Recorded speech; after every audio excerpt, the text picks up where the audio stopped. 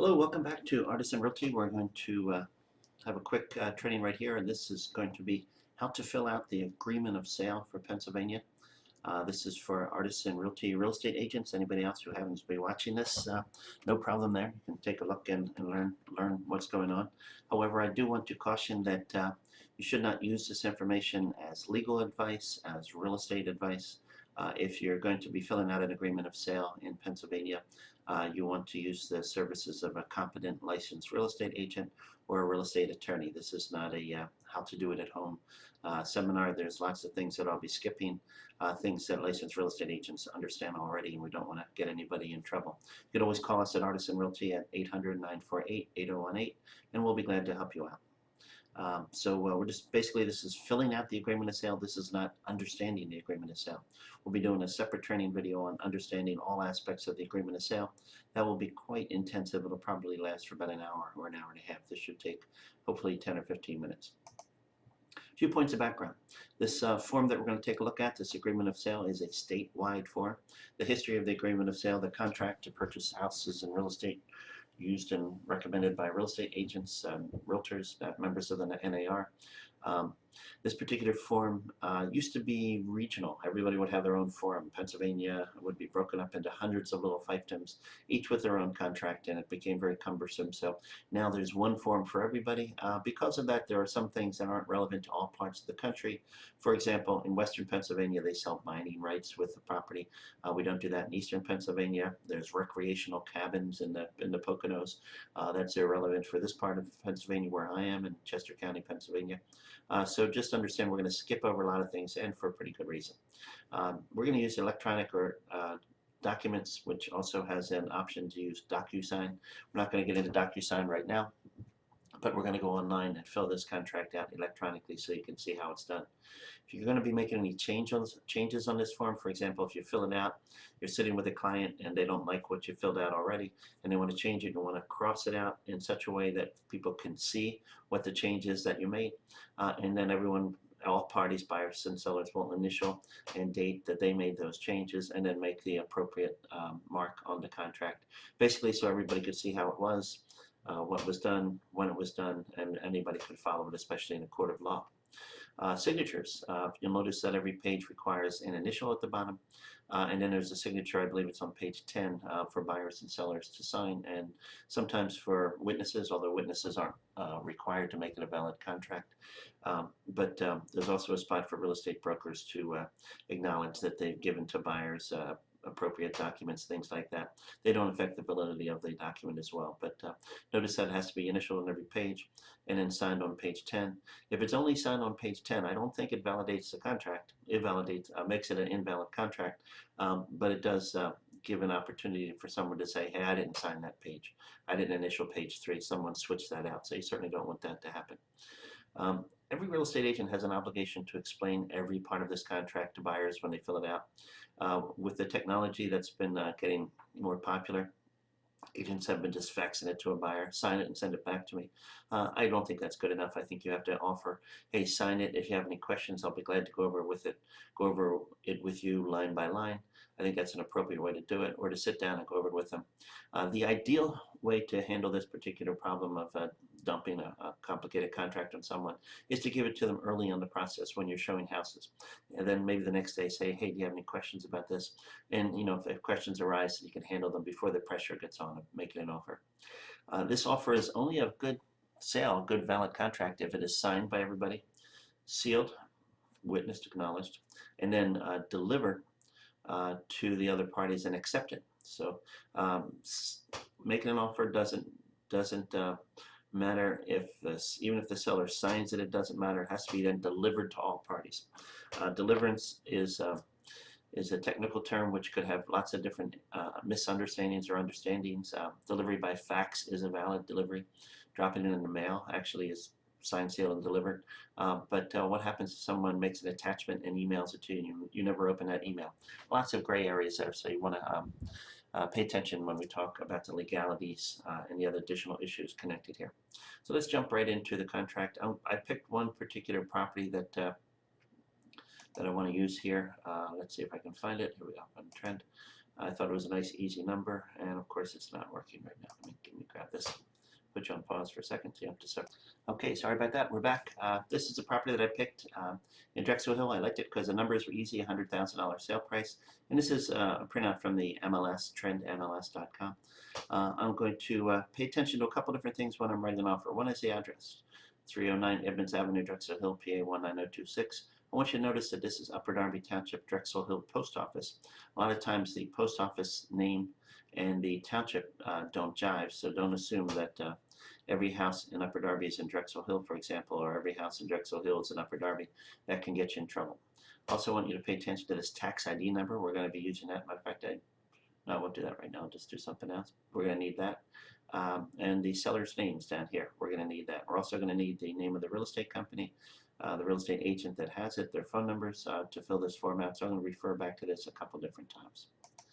Okay, now I'm going to jump into our forms here, and I'm going to go, this is our zip form service, which I'll show the agents in the office if they haven't seen it before. We'll get into it. I'm going to look for the standard agreement of sale for real estate. Standard agreement of sale. It's going to be right here. So there's one for mobile homes, one for new construction. I want the standard agreement of sale for real estate. This is the basic form we use for most typical properties. Here it is right here. I'm going to click and enlarge it. And I'm going to begin to fill it out. Here we go. So we have buyers and we have sellers. For the buyers, we're going to, this is page 1, by the way. This is just information about who are the buyers, who are the sellers, where's the property. Let's identify all the parties involved here. Harry Buyer and his wife, Harriet Buyer. It's called Harriet, right? Harriet. The seller in this particular, I'm not going to use the real names. I'm going to use Sally Seller and Sam Seller. It's important when you do this that you don't put Harry Buyer and Harriet Buyer on the same line, because when it comes to the signature page that's going to be set up, there'll be 2 names and 1 signature. If you put 1 on each line, then the signature lines will be appropriate and right across from the names. If you know the buyer's mailing address, you can put it in here if it's important. It's not really important. If you know the seller's mailing address, you can just put, for example, same, and then we'll know that that's the same as the property that they're living in right now. The property address, I'm referring back to that trend MLS sheet. 309 Edmonds Avenue, 19026. I'm taking that right off that sheet. Municipality of Upper Darby. Just to keep everybody on the same page here, if it is like Drexel Hill, for example, I'm going to put also here, I'm going to put the zip code just to keep us, make sure if anybody mails anything, they don't mail it to Upper Darby, which has its own zip code as well.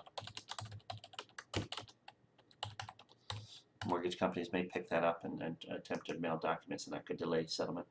That happens to be in the school district of Upper Darby. I'm reading this off of the sheet from Trend. Can't get my capital D's working today. County of Delaware. Again, that's on the sheet. The tax ID number, remember I referred to that on that page. It's this particular one, it's 161200244-00. Every property in Pennsylvania has a tax ID number, even if it's a piece of land. And you don't have to get into the deed book recording date. The only time this would be appropriate, the deed book reporting date, is if it's an unrecorded document or a recently recorded document, and you're trying to identify it. Maybe something that just came out of subdivision or was just a brand new construction that was just created. Now in this particular case, we're going to be the buyer's agent. It's Artisan Realty. And I'll put our company address here, 107 South Church Street, Westchester,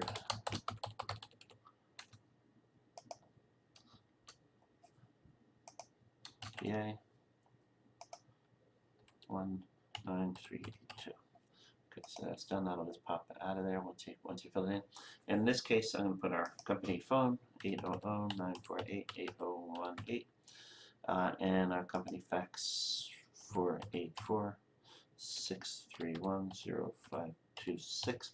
That's becoming less and less important as we all move to attachments. And in this case, I am a buyer's agent. I'm representing the buyer in this transaction, and the seller's agent will represent the seller.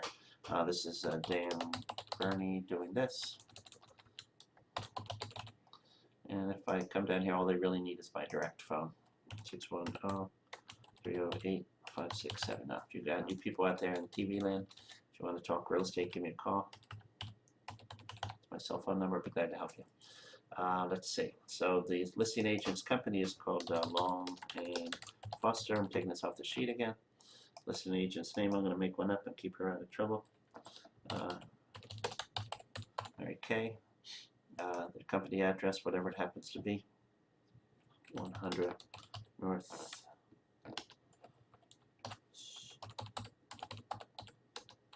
It's not the real address, but it is an address. And that is also in Westchester, Pennsylvania. These are important. It helps the title companies out if it's going to give a notice of settlement or something like that. Not as important as understanding the email addresses, of course. And let's just say they have a phone number 00000000. Now I'm going to click that they are the seller's agent. Buyer, they represent the seller only. If it's anything different than that, it would be unusual. But if you're working in my company and you feel you need to click dual agent, my policy is I like to know if you're doing dual agency ahead of time, so we can have a discussion about why you're doing dual agency. And second, if you think you're doing transaction agency, I want to have that same discussion, whether you're representing a buyer or a seller, just so we get on the same page. I'm saying that because I'm the broker in the office, for those who don't know it, and I like to keep up on those kind of things and keep everybody out of trouble. Today's date is November 23rd. Just double click that and it pops right in. And I told you I'm using easy numbers. So $100,000. Just TJSAND. And what I do in this case, just to really make it clear, the number right next to it, keep everybody out of trouble. Initial deposit within 2 days, $1,000. And within 10, I'd say 12 days, all the inspections are done and most of the contingencies have disappeared, we'll agree to put another $4,000 down. Now that's something that's by tradition, it changes in different parts of the area. If it's Philadelphia, for some reason, they seem to like $1,000. We'll take $100,000 property off the market. If it's the suburbs of Philadelphia, the tradition is that a large amount, like $4,000 or $5,000, will be expected to take a property off the market. A lot of it has to do with the court systems there, whether or not that money is actually able to be kept by the seller in case of default, and whether it's even worth to fight that battle, because it really won't make that much difference in the end. In this particular case, I'm going to do this as an FHA transaction, and I'm going to have the seller pay 6% seller assist. That's the maximum amount under FHA. So right here, I'm going to put number 6, and because I know agents don't read everything that they see, I'm going to put it nice and bold so they can also see 6% of the purchase price. Now that will stand out when they look at the contract.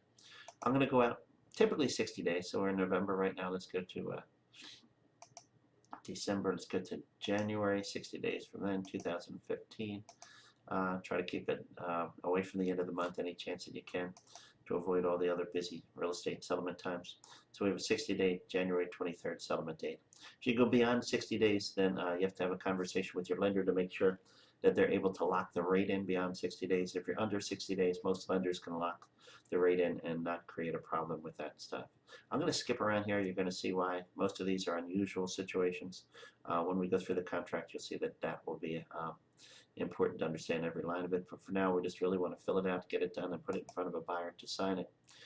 Today is Sunday. I'm going to give written acceptance of the contract on Tuesday the 25th. If this was a full price cash offer, and there's lots of other possibilities of other buyers getting involved in a melee of competing offers, I might say, hey, today at 2 o'clock or tomorrow morning by 10 o'clock, and not give the listing agent a chance to shop the agreement around to other buyers. But for now, I'm just going to put in Tuesday, and then I'm going to go on to the next page. Zoning classification, they just changed this. Used to just be able to put residential. Now I'm going to carefully look at the contract and see it says residential number 5. So the actual class of residential is what they're looking for in this, not just the word residential. Yeah, can't even spell today. residential number 5 for that particular township, and what's included in the property. And take a look at the contract, and it's going to say included is the refrigerator, washer, AC units, and just what I was going to get to, I'm going to put in here as is condition, and I might put no monetary value. The reason I would put as is condition, TARY, is because we're not selling refrigerators. And if a refrigerator is broken at the time of walkthrough, the contract says that the buyer doesn't have to buy the house. We're not in the business of putting lots of outs in a contract. No monetary value is for the appraiser's sake, so that when he appraises a property, he doesn't have to assign value to a refrigerator and start wondering, hey, is that a $10,000 sub-zero refrigerator or a $50 throwaway refrigerator? So if you have that language in there, that will work pretty good. In this particular case, we're going to have a mortgage contingency, so we're going to elect that box. Again, I told you to use easy numbers. This is a $100,000 sale price, and this is an FHA contract. FHA requires 3.5% down, so 96.5% of $100,000 is $96,500. That's how much the loan's going to be. It's going to be a 30-year loan. I can take this off the mortgage commitment or the mortgage pre-approval that the buyer will need in order to get to this point as well. And I'm going to put here FHA loan. I'm going to ignore that part. If no, the mortgage lender, if I put, I'm going to put U.S. Financial, a lender that we like here a lot at Artisan Realty. And that requires that the buyer uses U.S. Financial, so they have to kind of agree to that up front. If I leave that blank, then the buyer is free to get a loan from anywhere. The idea behind that is that some lenders have good reputation, some have bad, and the seller may make a decision to take the house off the market for someone because I use a good lender like U.S. Financial, and they don't want me going out on your buyer going out on the internet, going to something online that has a less of a good reputation. They're taking the house off the market because we're going to use U.S. Financial. I'm going to put here the interest rate is 4% and not to exceed 4.5. For half a point rate cap is pretty good in a market where the rates have been steady and are going down. Most sellers will go along with that. Mortgage commitment date. So this is a date that the seller is going to look to see that the buyers have been pre-approved. 6 weeks is always a good amount of time for that. So we'll go into say December 31st. Most lenders will say they could have an approval by that date. If they don't have an approval by that date, the seller can terminate the contract and look for another buyer. So you don't want to have it too short to put yourself in jeopardy. And then this is an FHA contract, so I'm going to say this has to appraise for $100,000, or the buyer can walk away. That's what all this language says. You can read it 100 times, but that's pretty much what it says. And I might as well check that box while we're at it, acknowledging that the buyer is aware of it. Okay, so let's move a little bit further down here, and we're going to go back and take a look at the MLS sheet I have in my right hand. And notice it does have public water, so I'm not going to check these community water, on-site water. That's for wells, for example. And it does have public sewer, so it doesn't have a septic system. I'm just reading what's on there. If you have any suspicion that it might be different, you obviously want to make sure you're putting the right thing there. But there's no holding tanks, no sewage tanks, no septic systems, things like that. It's pretty obvious. Like I said, once this gets going, we're kind of on downhill now. It's working pretty good. We'll be done this pretty quickly. Land use restrictions, it would say specifically in the agreement of sale, if there were land use restrictions, you're only going to see this if it's farmland or large open tracts of land where people have dedicated it to certain certain agricultural or maybe horse farm uses in order to lower their real estate taxes. But you'd be very aware of it in the MLS if you saw that. You can go back and read all about it. It's all right in here. And then we have, we're still going down. There's not much more to do. Okay, so we have a home inspection. So the buyers have a right to have a home inspection. This I really can't do online, but I'm going to show you. If the buyer wants to have a general home inspection, which this first one is here, they simply initial over here. If they don't want to have that general home inspection, they initial over here and waive it. Most cases, they're going to have a home inspection. They're going to initial a wood or termite inspection. They're going to initial. Probably waive the deed restriction and zoning unless there's a specific concern about, hey, can I have a home office in this property, or can I put up a fence? Maybe they're going to have an inspection or a due diligence time to check that out. If there's a on-site water, they can elect here to have the water tested from the well for see the quality of it. And then if they're going to have a radon test, they should initial over here. Radon is the second leading cause of lung cancer in the United States. So yeah, I would think everybody should have a radon test when they buy a property. If there's an on-site septic system, they're going to elect here. If there isn't, they're going to waive the initial over here. Property and flood insurance, if they're close to waters, water, if they're in lowlands, if there's a question about wetlands, they can elect here. And if not, they can waive here. Property boundaries, not as popular in this part of Pennsylvania because the title companies insure the survey that's on record, so it isn't required that you get a new survey every time you buy the property. But if there's a specific concern, certainly you can elect it here and waive over here. Lead-based paint, almost all the houses built around here were built before 1978, so it may not make sense to test for lead, spend $500 to confirm something that you know is already there. But if you wanted to have the test, you can elect it here and waive it over there. And then anything else, any others, you could put in here. I can't think of any off the top of my head that you might want to put in there. This is going to flow down to this part right here, and you're going to be able to have a 10-day home inspection if you don't fill this in. I'm just going to fill in 12 days to jive with the amount of the time when the second deposit is done. Most people like to have complete inspections and then put a second deposit down. It seems to be human nature that they don't want to put a lot of money down on something unless they really truly understand it. So that'll give someone 12 days to have a home inspection and get out of it if they don't like it. I'll explain that in our long explanation. And we're just basically just wandering through here. If it's a condominium, we're going to check this box. It's not a condominium, so we're not going to check it. If it's a homeowners association, we're going to check this box. You can see that directly on trend right in the middle of the paperwork there. It'll say yes or no condominium or planned community homeowners association. And then we're going all the way down here. Like I said, this is oil and mineral rights. It has nothing to do with this part of Pennsylvania. That's more of a Pittsburgh thing. Private transfer fee addendum doesn't qualify for used properties. It's a new construction issue.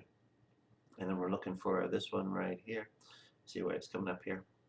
The last box we're going to check. This one right here, line 663, is always going to be checked on every contract. It's going to keep the seller's agent and seller from being able to keep the buyer's deposit in case there's a dispute. Anything more than the buyer's deposit. And it will keep them from being able to sue them for additional monies if there's any kind of a dispute. Of course, the courts may disagree on that, but this is the first attempt from the buyer and buyer's agent to limit the liability of the buyer. And of course, what happens here is one thing, and what happens in the courts is something completely different. And basically, that's it for the part of filling out the contract. If there's any addendums, which we'll get into in a different video, they would be clicked right here and added on. Any additional terms, for example, buyer may receive a rebate from the buyer's agent or something like that. You could put it right in there. These are things that are not in the contract, but part of the contract. But if you want, the buyer can initial that they've received these documents from the agent. And then notice it says Harriet Buyer will sign right here. And if I put them on the same line on page 1, they would all be going across here, and we don't want to do that. So they sign here, they sign here. Let's go back to the prior page. If you notice at the bottom of every page is a place for the buyer's initials and seller's initials. So that's pretty straightforward. And that's the contract. When it's done, you basically, if you're using this particular system, you can save it, email it, print it out, do whatever you have to do with it. I wouldn't get involved in these highlights and strikeout things. It's just a little bit confusing in this particular software. So that's how you do fill out an agreement of sale. Lots of differences for different properties, but that's pretty much it. Hope that helped. You can use this as a handy reference when you're filling out your first couple contracts, and then it'll be like riding a bicycle. You'll be able to do it easily. Thanks.